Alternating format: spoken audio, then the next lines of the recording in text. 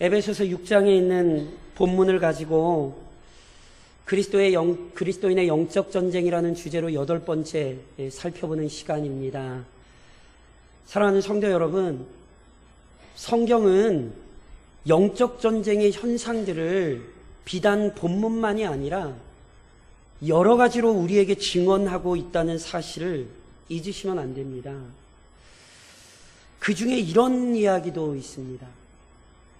탁월한 사도인 바울 선생님이요, 그리스도의 복음을 전할 때, 그 복음을 전할 때에 악한 사탄에게 이끌리며 고통받던 자들이 해방되기도 했고요, 여러 가지 놀라운 기적과 표적들이 발생하기도 했습니다.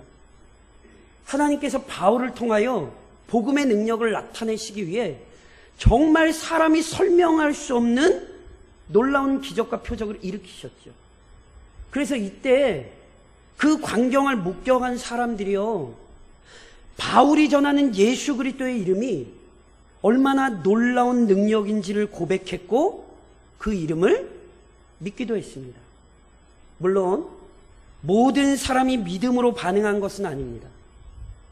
그 중에는 바울이 전하는 복음을 믿고 의지한 것이 아니라 한낱 눈에 보이는 신비한 일들에만 마음을 빼앗긴 자들이 있어요. 그래서 심지어는 바울이 행했던 그 성령의 역사를 성령도 의지하지 않으면서 흉내내는 사람들까지 생겨날 정도였어요. 유대의 한 제사장 시게와의 7 아들도요, 이런 어리석은 일을 행했습니다. 그래서 이 사람들이 흉악한 귀신의 권세에 사로잡힌 사람에게 가서는요, 자신들은 믿지도 않으면서, 그 예수님을 믿지도 않으면서 예수님의 이름을 동원하고 바울과 같은 능력을 나타내려 했어요. 흉내내려 한 거죠. 그때 어떤 일이 일어난지 아세요? 사도행전 19장에 그 사건에 대해 이런 기록이 있습니다. 악기가 대답하여 이르되 내가 예수도 알고 바울도 알거니와 너희는 누구냐 하며 악기 들린 사람이 그들에게 뛰어올라 눌러 이기니 그들이 상하여 벗은 몸으로 그 집에서 도망하는지라. 지금도 여전히 악한 사탄을 믿지 않는 그리스도인들이 의외로 많습니다. 제가 누누이 강조해서 말씀드린 것처럼 사탄 있습니다. 지금도 역사합니다. 성경이 보여주는 것처럼 그는 많은 사람을 괴롭게 할 수 있습니다.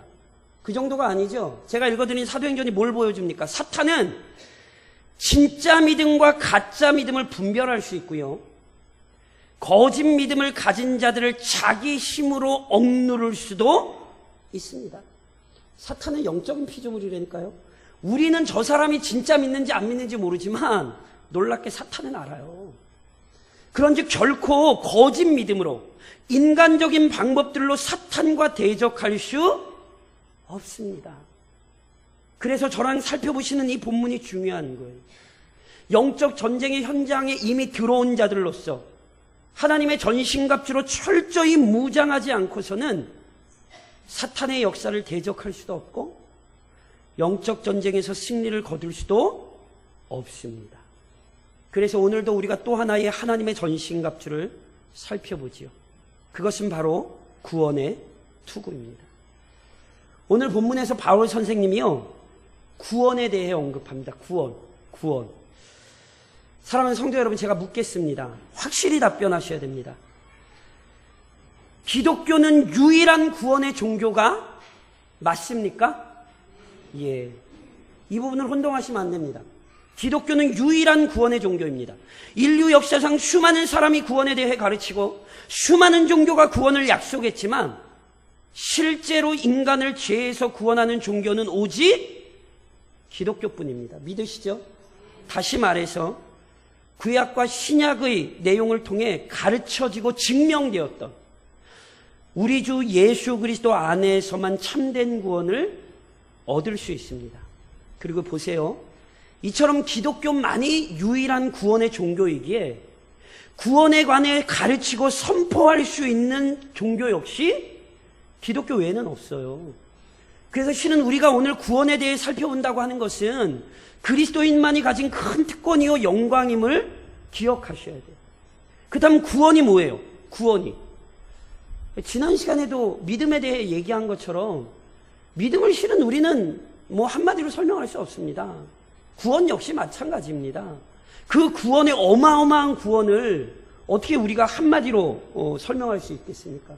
그래서 오늘 제가 구원을 두 가지 방향성에서 좀 설명을 드리려고 해요. 그러니까 구원을 이해할 때 무엇으로부터의 구원인지, 동시에 무엇을 위한 구원인지를 이해하셔야 돼요. 먼저 성경적 구원은요, 무엇으로부터의 구원인지를 알아야 돼요. 다시 설명드리면 이 표현은 구원이 죄와 사망의 권세로부터의 해방이라는 사실을 의미하는 것입니다. 아담의 불순종은 단순히 아담 한 사람에게만 문제를 일으킨 것이 아닙니다.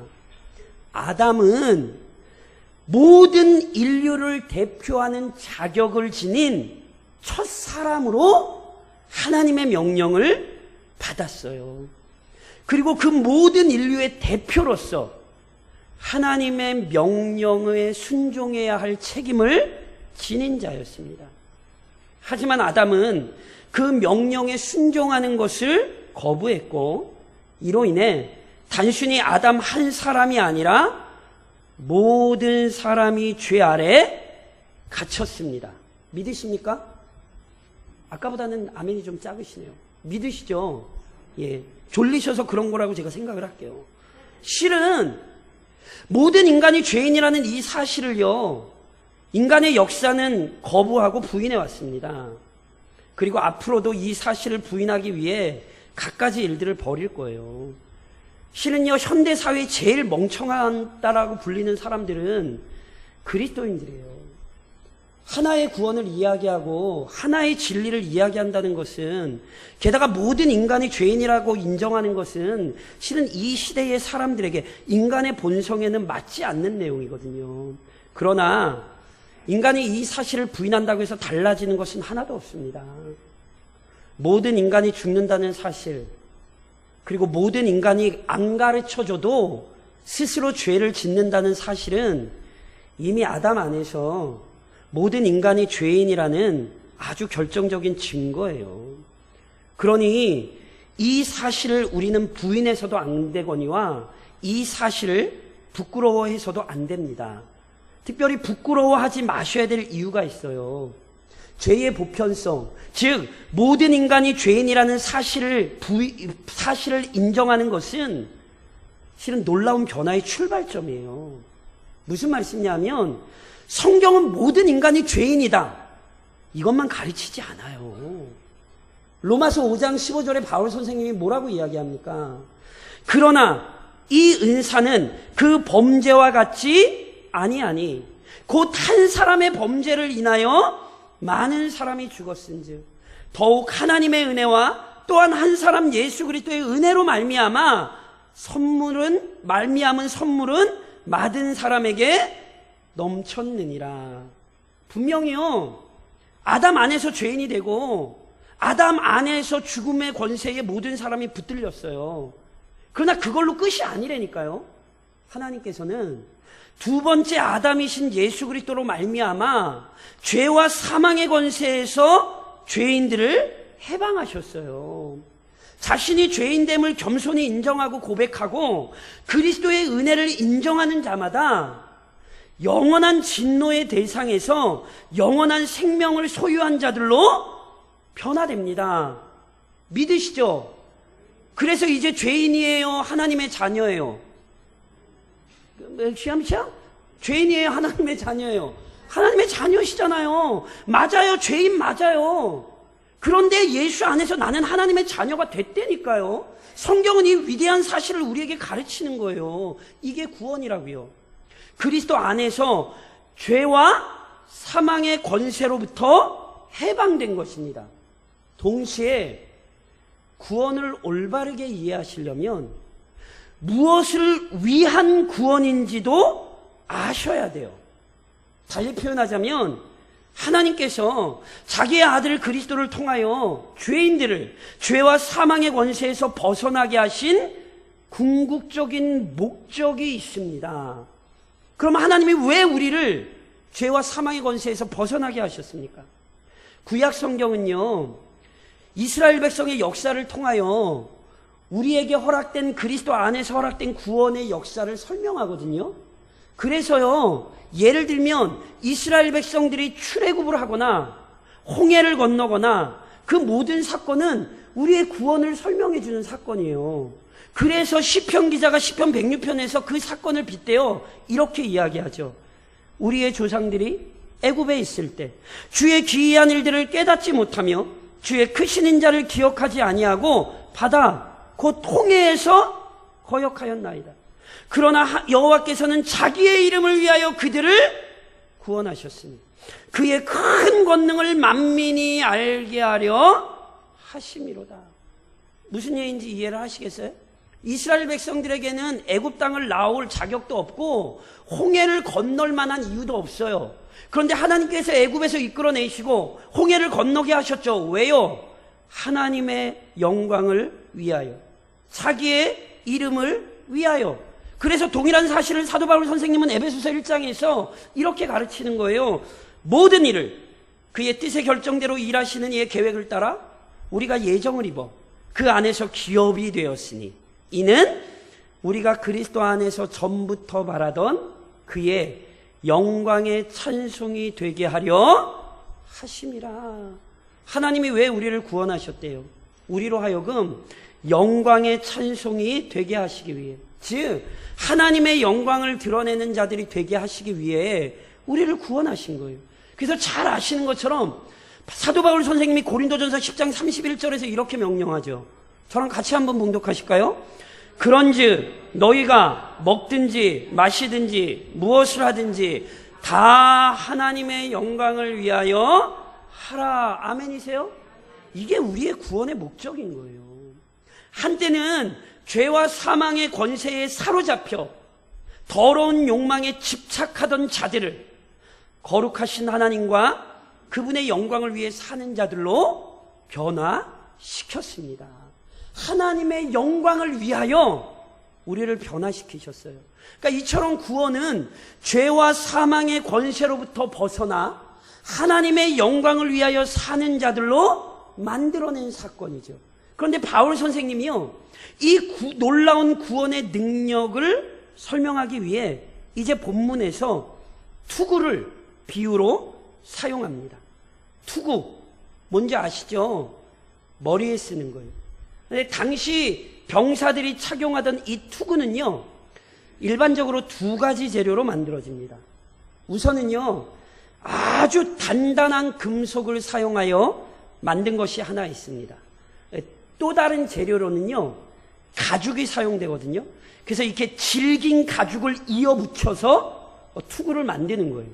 그리고 가죽만 이렇게 이어서 붙여 만드는 게 아니라 실은 이 투구를 더 단단하게 사용하려고요, 가죽으로 만든 것에는 그 위에 금속을 덧붙이기도 했답니다. 그러니까 어찌됐건 뭐 금속으로 만들었든지 가죽으로 만들었든지 병사들이 투구를 왜 쓰겠어요? 이유는 분명해요. 저랑 호심경을 살펴보셨죠? 호심경이 뭡니까? 적의 무기로부터 심장과 내장을, 장기들을 보호하기 위한 것이죠. 그리고 지난 시간에 방패 살펴보셨잖아요? 방패를 가지고 뭐 해요? 온 몸을 적의 불화살로부터 보호하기 위한 것이었죠. 투구는 그럼 뭘 보호하기 위한 것입니까? 당연히 머리를 보호하기 위한 것이죠. 머리의 중요성, 제가 설명드릴 필요가 있을까요? 머리의 중요성은 말할 수 없어요.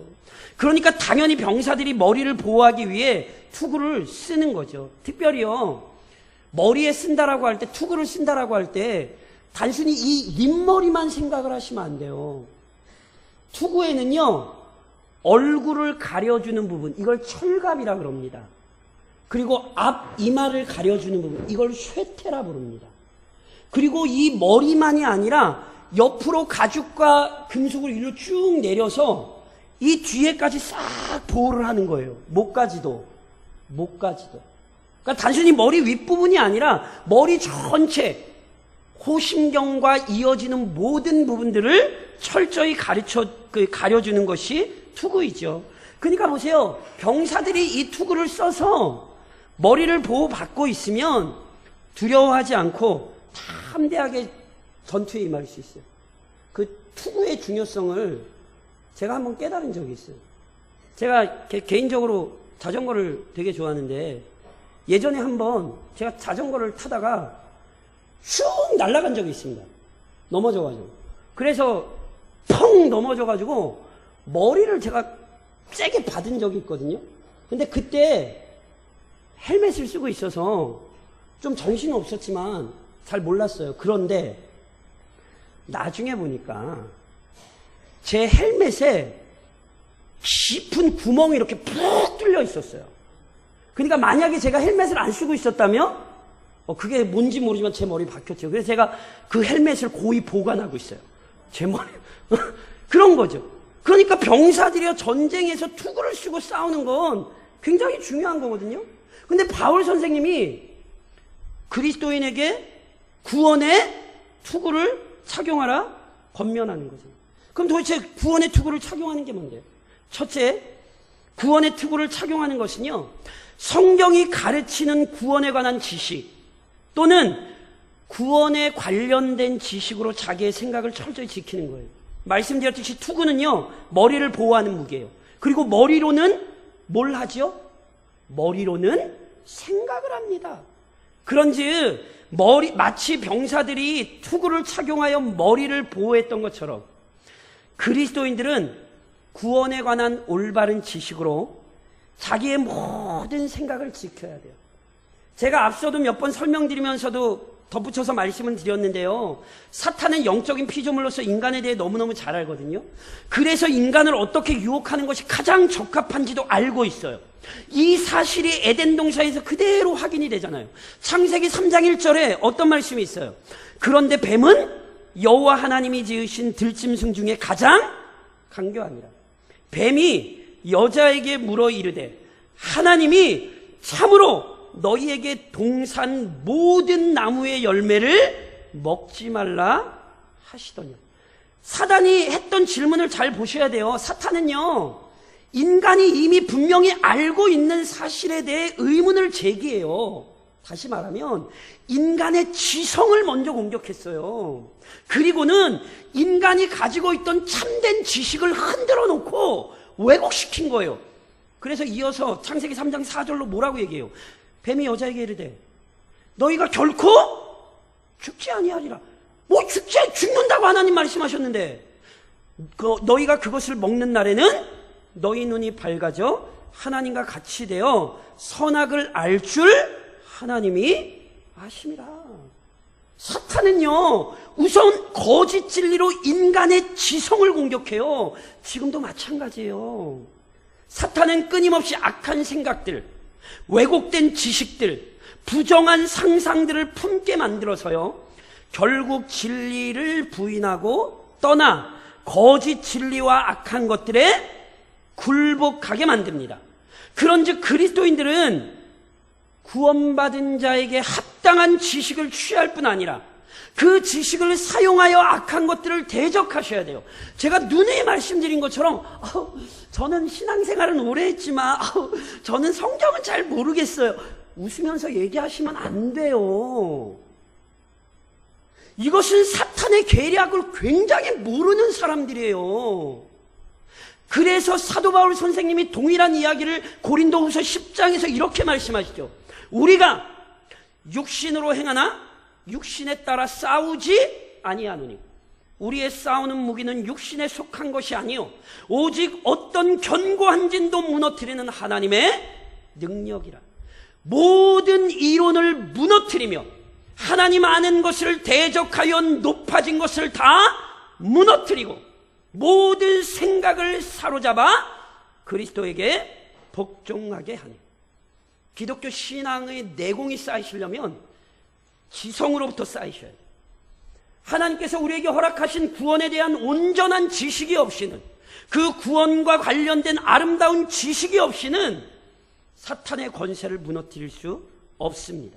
이게 구원의 투구를 쓰는 거예요.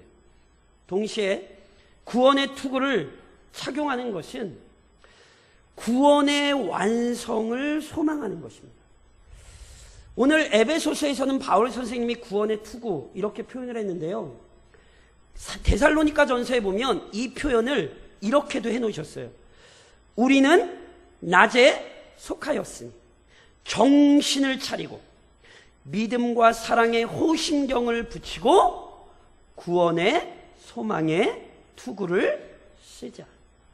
에베소서에서는 구원의 투구라고 했는데 데살로니가서에서는 구원의 소망의 투구라고 하셨어요. 그러니까 구원의 투구나 구원의 소망의 투구는 같은 거거든요. 무슨 말이냐면 구원의 투구를 착용한다라는 건 구원이 완성될 그날을 소망하는 거예요. 내 구원이 하나님의 손 안에서 완성될 것이다. 이 소망을 가지고 사는 거예요. 이 소망은 영적 전쟁을 벌이는 그리스도인들에게 굉장히 중요합니다. 사탄의 중요한 공격 무기는 낭만과 절망입니다. 사탄은 그리스도인 각자가 가진 연약함이 크게 드러나도록 유도하기도 하고요. 어떤 사람들의 입이나 사건들을 통해 그리스도인의 과실을 과장하기도 합니다. 그래서 예수 믿으면서 적어도 이런 욕 들어보셨죠? 당신 예수 믿는 사람이 왜 그래? 이건 이상한 거 아니에요. 이건 그리스도인들의 현실이에요. 그리고 누가 욕하지 않아도 목사만 보면 자꾸 눈을 피하고 도망치시는 성도들이 있어요. 제가 하나님입니까? 근데 왜 그러죠? 마음이 내가 말씀 때문에 제대로 못 살아서 아이고 창피하다. 우리는 실은 스스로 그런 마음을 가져요. 오해하지 마십시오. 그런 마음이 드는 건 그리스도인에게 정상입니다. 실제로 우리는 연약하고요. 허물과 부족함과 죄가 없는 성도는 하나도 없어요. 이걸 착각하시면 안 돼요. 우리는 이 땅 가운데에서 어느 누구도 완전하지 않아요. 그런데 사단은 자꾸 이걸 사용한다니까요. 그래서 나의 부족함 때문에 내 안에 절망만을 만드는 거예요. 내가 이래서 지옥까지, 내가 이래서 뭐 제대로 신앙생활 하겠어. 그러시면 안 돼요. 누군가 나의 삶을 비난하는 게 해서 그것을 통해 내 삶이 절망에 빠지게 만들죠. 그래, 나는 예수 믿기에 부족해. 나는 예수 믿을 필요가 없어. 이렇게 가시면 안 된다니까요. 구원이 누구 손에 달렸어요? 내 손이 아니라 하나님 손에 달렸어요. 구원의 시작이 하나님께 있는 것처럼 구원의 결과도 누구 손에 있어요? 하나님 손에 있는 거예요. 그래서 고린도전서 1장 8절에서 바울 선생님이 이렇게 말씀하셨어요. 주께서 너희를 우리 주 예수 그리스도의 날에 책망할 것이 없는 자로 끝까지 모여 견고하게 하시리라. 아멘? 그러니 내 연약함이 보일 때 예수 못 믿겠네 이러시면 안 되고, 아이고 예수님 아직도 이렇게 연약하네요. 그러니 예수님 나 좀 도와주세요. 누군가 당신 예수 믿는 사람이 왜 그래? 거기에 대놓고 나 예수 믿어서 그래 이러는 건 좀 그렇고, 아이고 그래요 나 부족해요. 그래서 나 예수 열심히 믿고 힘내고 있다고. 그렇게 믿음 안에서 구원의 소망을 바라보셔야 되는 거예요. 누가 뭐라 그런다고 그래 예수 안 믿어, 그는 사탄에게 넘어지시는 거예요. 물론 그렇게 다른 사람을 비난하는 것도 사탄에게 넘어지시는 거고요. 우리는 모두 다 똑같아요. 우리는 구원의 투구를 썰어야 돼요. 우리 하나님께서 우리의 구원을 완성하실 그날을 바라보며 현재의 과오에 좌절하지 말고 끝까지 믿음의 경주를 감당해야 하는 것입니다. 또 하나, 구원의 투구를 착용하는 것은요, 구원 자체의 영광스러움을 항상 인식하는 거예요. 투구가 전쟁을 하러 나갈 때 쓰는 거기도 하지만요, 고대 사회의 투구가 아주 중요한 기능으로 하나 사용된 게 있어요. 그게 뭐냐면요, 한 나라의 장수가 나라를 구하기 위하여 적들과 싸워서 승리를 거두고 돌아올 때요, 한 나라의 왕이, 그 나라의 왕이 승전하여 돌아오는 그 장수에게 아름답고 화려한 투구를 하사했습니다. 송기정 선수가 마라톤에서 금메달 따고 부상으로 뭐 받았는지 아시죠? 투구를 받았잖아요. 그거 국가에 기증했잖아요.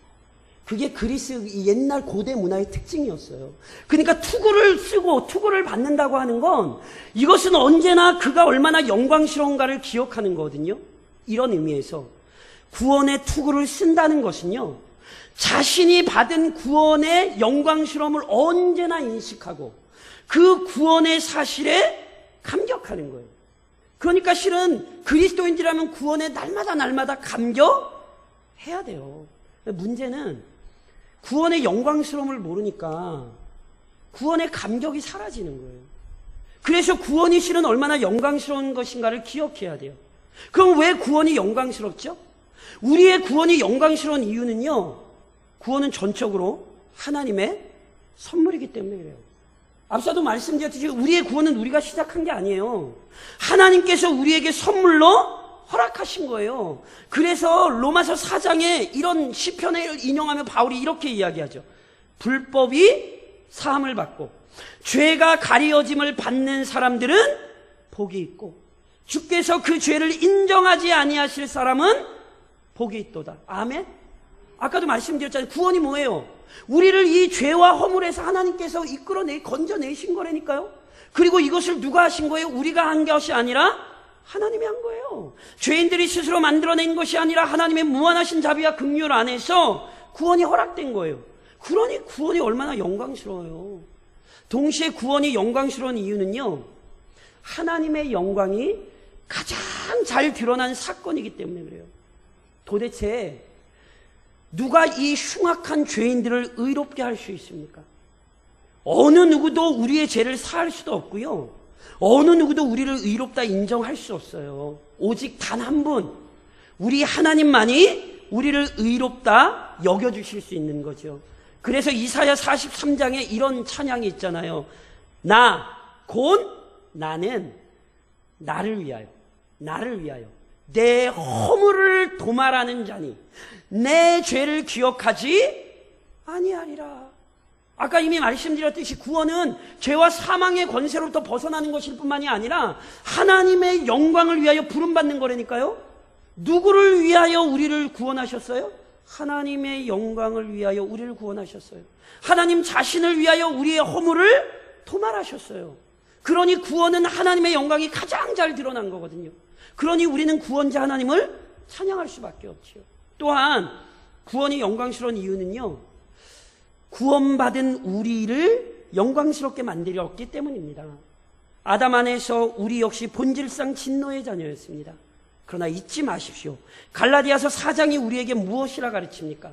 때가 참에 하나님이 그 아들을 보내사 여자에게서 나게 하시고 율법 아래에 나게 하신 것은 율법 아래에 있는 자들을 속량하시고 우리로 아들의 명분을 얻게 하려 하심이라. 너희가 아들임으로 하나님이 그 아들의 영을 우리 마음 가운데 보내사 아빠, 아버지라 부르게 하셨느니라. 저를 좀 따라가 보시겠어요? 아빠. 저를 보고 아빠라고 부르시면 안 되고요. 다시 한번 아빠, 아버지. 누가? 하나님은. 이 영광을 지금 누리고 계신 거예요. 이 자리에 와서도 지금 뭐 하고 계신 거예요? 그 하나님을 아빠, 아버지라 부르고 계시잖아요. 죄인이 하나님의 자녀가 되었습니다. 이것보다 우리에게 영광스러운 것이 무엇이 있습니까? 그러니 이렇듯 구원이 인간의 언어로 다 표현할 수 없는 영광 그 자체이기에 이 사실을 이해하고 있을 때 우리는 그 구원의 영광스러움 안에서 우리에게 맡겨진 영적 전쟁을 수행할 수 있는 것입니다. 그런즉 사랑하는 성도 여러분, 먼저 구원의 감격을 확인하십시오. 사탄의 공격이 아무리 거세도 우리의 구원을 취소시킬 수는 없습니다. 사탄이 아무리 혹독하게 모함하고 비방해도요, 하나님의 자녀라는 신분이 변하지는 않아요. 그러나 동시에 혼동하지 마셔야 될 것이 있어요. 사탄의 거센 공격은 사탄의 끊임없는 괴롭힘은요, 우리 안에 구원의 감격과 기쁨을 상실하게 만들 수는 있어요. 그래서 분명히 하나님의 자녀인데도 사탄의 괴롭힘 때문에 그 감격과 찬양을 잊고 살아갈 수 있어요. 그리스도인이라면 누구나 아는 얘기예요. 그래서 심지어 어떤 일이 일어납니까? 예배가 형식적인 행위가 돼요. 아, 주일이야? 아유, 안 가면 눈치 보이고. 혹시 이렇게 오신 분 계세요? 이거 너무너무 비참한 거예요. 아유, 내가 그래도 권사인데 이거라도 가서 해야지 뭐. 혹시 이렇게 헌신하세요? 하지 마세요. 지금 이 시간 간절한 기도와 기쁨의 찬양은 사라지고 그 입에 원망과 불평이 떠나지 않고 계세요? 그럼 딴 거부터 하시면 안 돼요. 우선 내 안에 구원의 감격과 감사가 회복이 돼야 돼요. 사탄에게 빼앗겨버린 그 영적 전쟁에서 잃어버린 구원의 감격이 먼저 회복되셔야 돼요. 다윗 역시요, 사탄과의 영적 전쟁에서 패한 적이 있어요. 그래서 남의 여자를 빼앗아 오고요, 자신의 신하를 죽이기까지 했어요. 심지어 그 끔찍한 죄를 짓고는요, 자기가 죄인이 아니라고 생각했어요. 그런데 하나님께서 그로 하여금 그 죄를 깨닫게 하실 때 다윗은 시편 51편에 먼저 이렇게 기도해요. 주의 구원의 즐거움을 내게 회복시켜 주시고 자원하는 심령을 주사 나를 붙드소서. 다윗은 자기의 영혼 안에 구원의 즐거움이 빨리 회복해야 된다는 사실을 알았어요.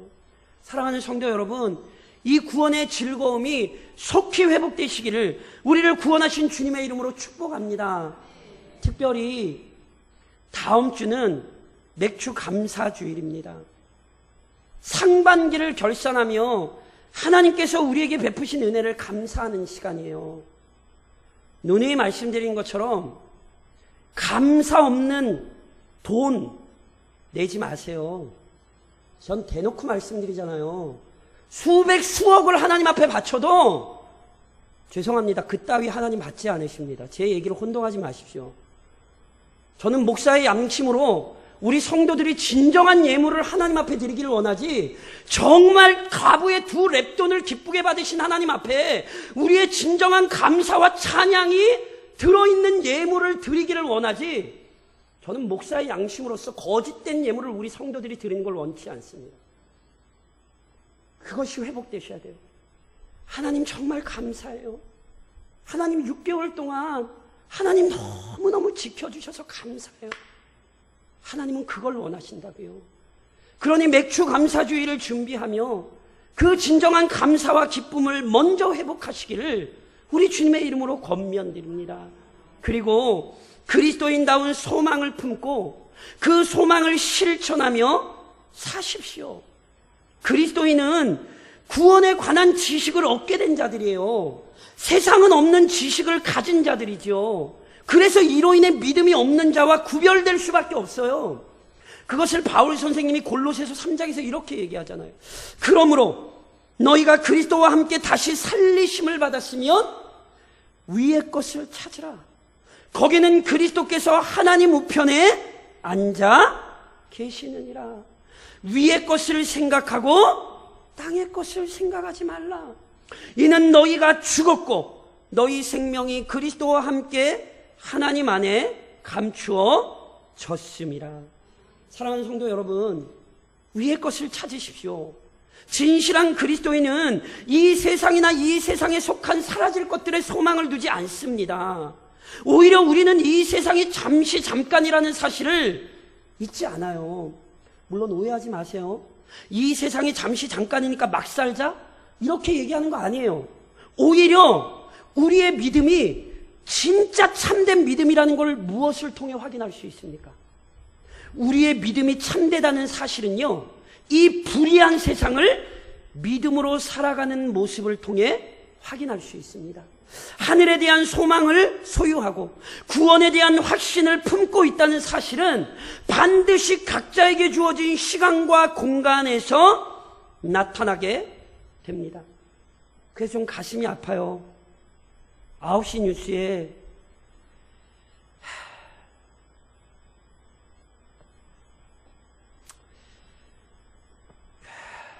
저는 한국교회가 여전히 눈에 보이는 건물에 그렇게 마음이 빼앗겨 있는 현실이 너무너무 가슴이 아파요.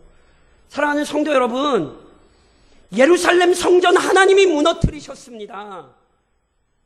그 사실을 조국교회가 잊어서 여전히 허망한 것에 소망을 두고 그것을 합당화하며 불법을 자행하는 일들이 있죠.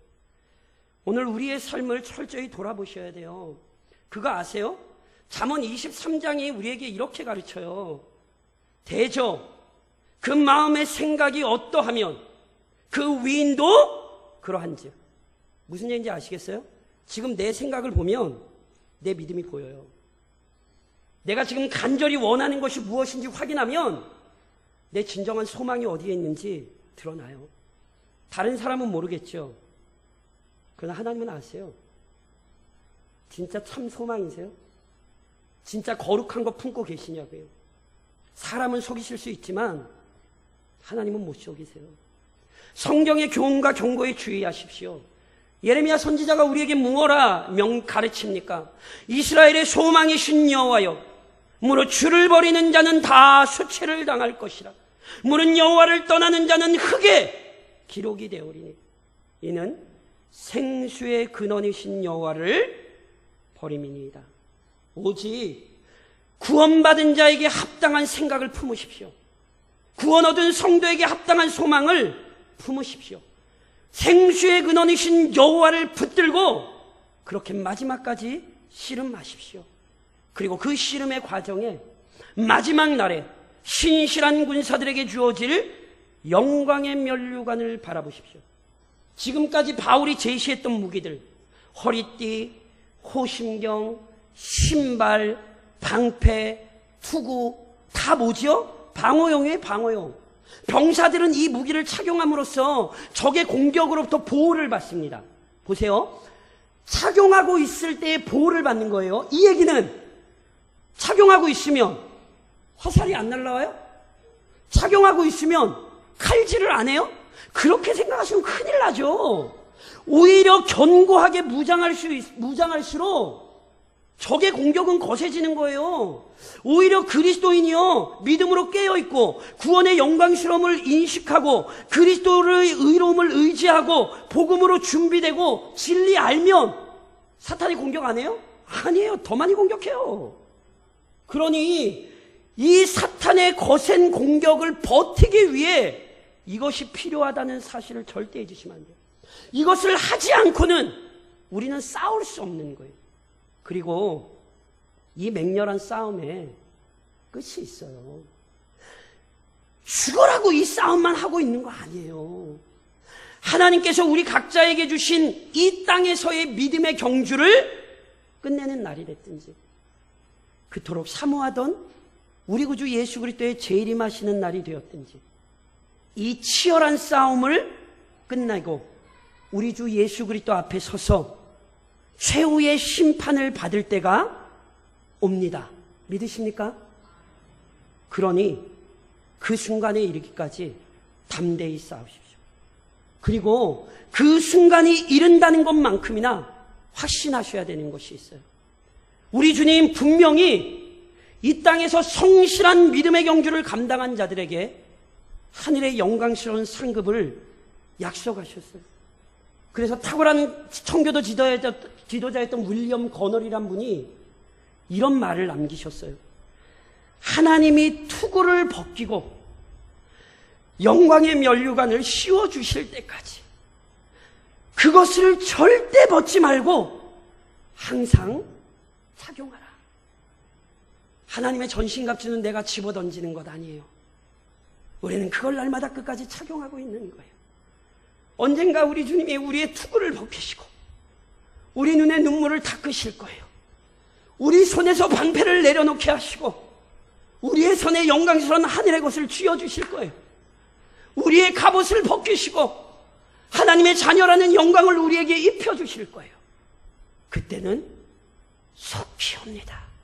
그러니 그 순간을 바라보며 이번 한 주간도 각자에게 주신 신앙의 자리에서 믿음의 싸움을 싸우시기를 우리의 대장 되신 주님의 이름으로 간절히 권면드립니다.